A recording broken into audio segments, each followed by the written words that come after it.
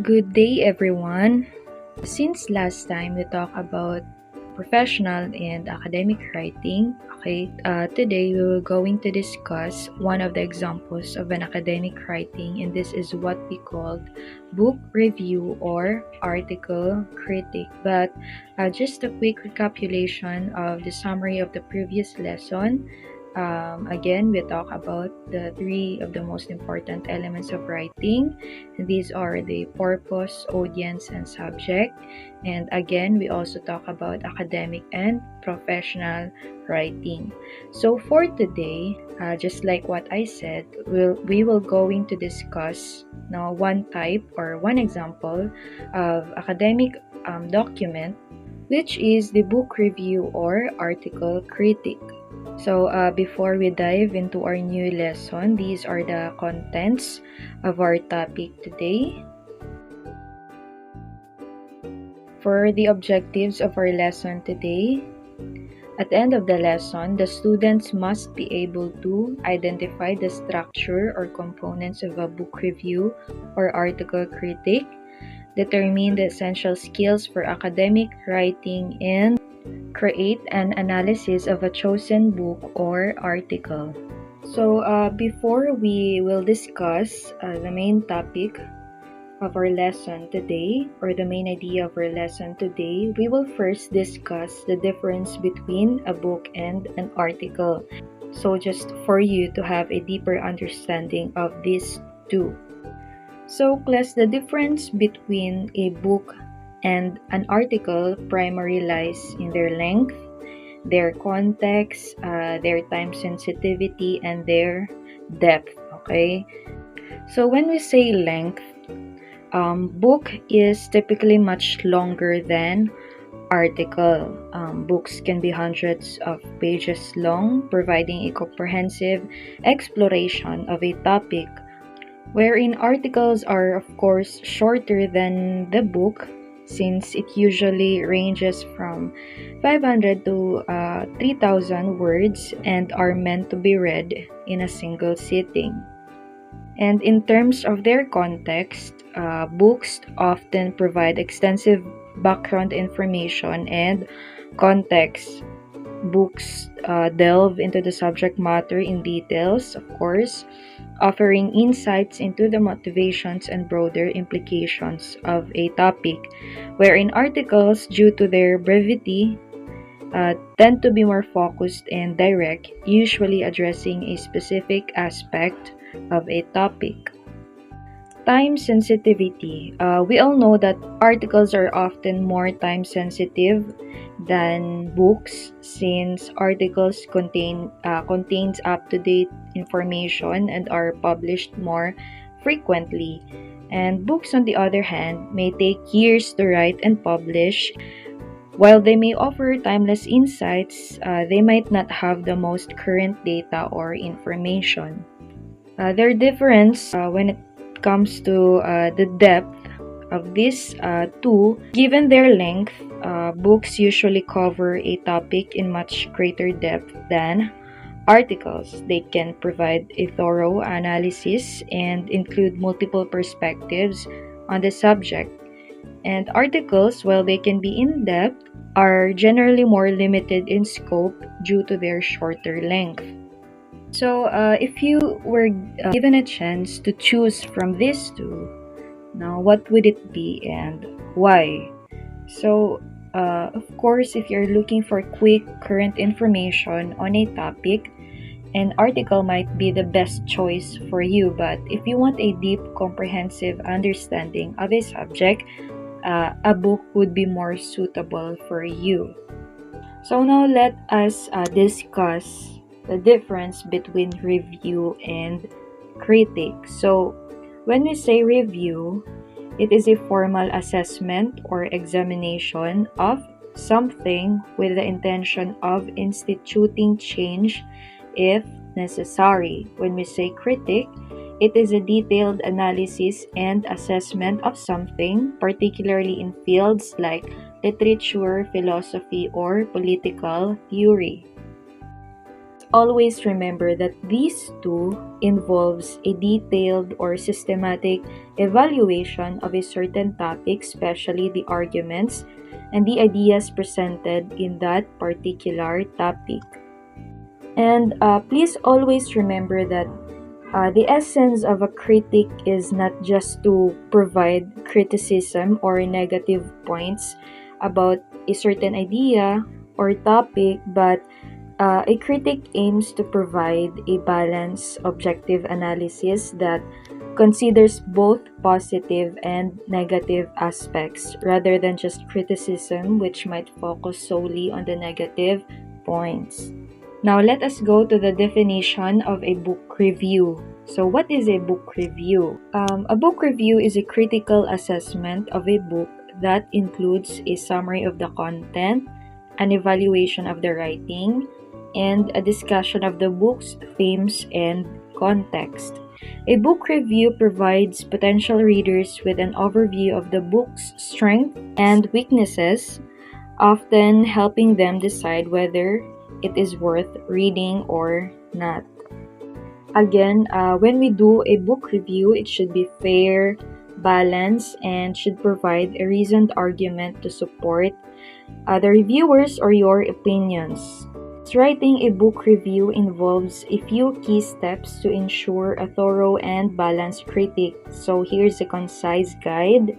The first one is to read the book. So why do we need to read the book? Of course, we need to read the book to fully understand its content, its themes, and arguments. Okay.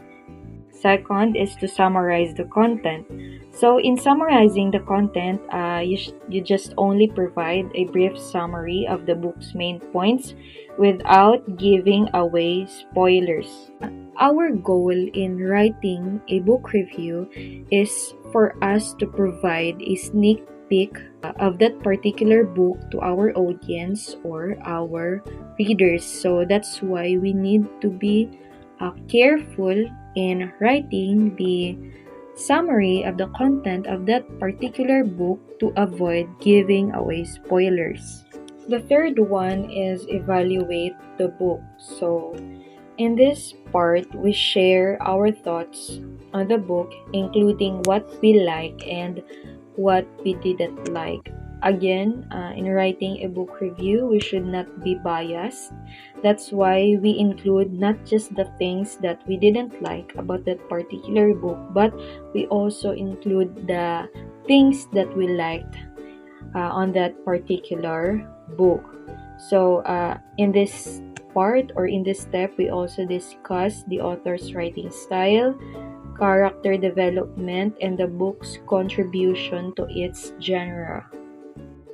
For the fourth step, support your views. So we must use examples from the book to have a solid or valid backup of our opinions and evaluations. Now, this is very important that we must use or utilize examples from the book.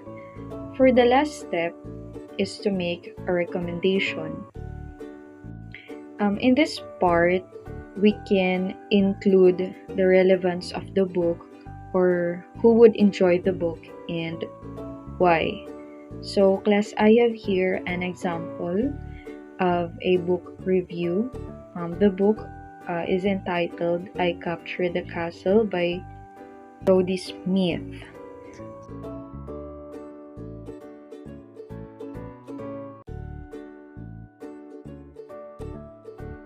So if you have observed, the book review contains an introduction in which the author provides or mentioned the title of the book and the name of the author, and she also provides the main points or the thesis statement of what was the book all about.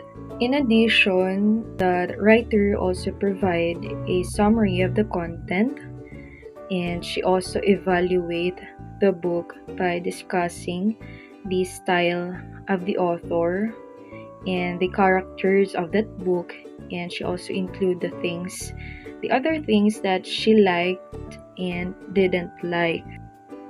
The author ends the book review in which she discussed her overall reaction about the book and who would enjoy the book and why they should read the book. Always remember that in writing a book review, remember to be fair and objective and support your opinions with specific examples from the text or the book itself. Now, let's proceed to an article critic. So, what is an article critic? An article critic is a detailed evaluation of a research article where you critically read and identify the strengths and weaknesses of the article. So, it involves more than just summarizing the article, but it also requires an in-depth analysis and assessment of the content. So here are the key components of an article critic.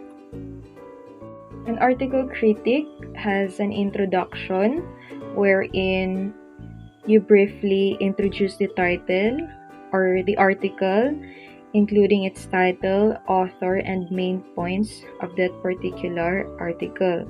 The second component is summary. So this is where you summarize the key points of the article, providing a clear picture of what the article is all about. The third component is critique. So in this part, this is where we analyze the article critically, assessing the author's credentials, research methods, results, and any potential bias or conflicts of interest. So when we say author's credentials, now this includes the education or the background information of that author, including his or her education or achievements. Okay, and in the fourth component of writing an article critic is we include our conclusion. So in writing our conclusion, we can write our overall impression of that article, of course, the relevance of that article, and its contribution to the field. So I have here an example of an article critic.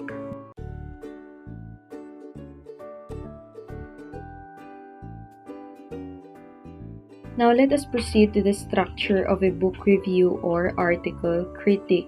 So class, keep in mind that a book review or article critic shares the similarities since they both have the same structure. They have an introduction, a summary, critic, and conclusion. So the only difference between these two is that a book review, from the name itself, it only deals with books or long documents. Okay, and when we say article critic, again, from the name itself, article, it only deals with article, especially research articles. So their introduction or in the introduction of a book review or article critic must only have the 5% of the overall paper.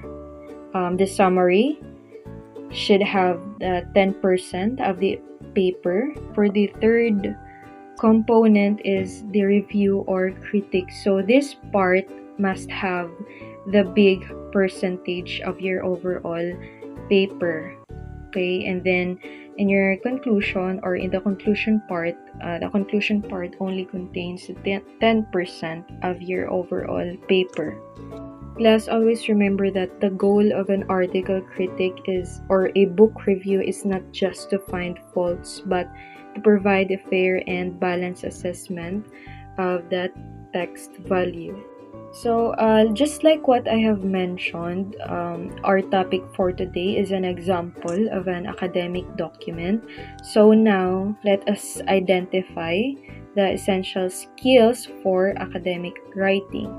So, the essential skills for academic writing are paraphrasing and summarizing. When we say paraphrasing, it is the act of expressing the meaning of something using different words, especially to achieve greater clarity. So, paraphrasing involves rewording, rephrasing, or rewriting the text while maintaining the original meaning. So, this skill is often used to clarify or simplify content, and it's essential for avoiding plagiarism when using someone else's ideas in your writing. And when we say summarizing, it is the process of condensing the main points of a piece of writing, a speech, or an argument into a shorter version, capturing only the essential information. Again, summarizing is when we condense the main points, meaning we only provide or we only write the essential information. So, summarizing is about extracting and presenting the core concepts in a clear and concise manner.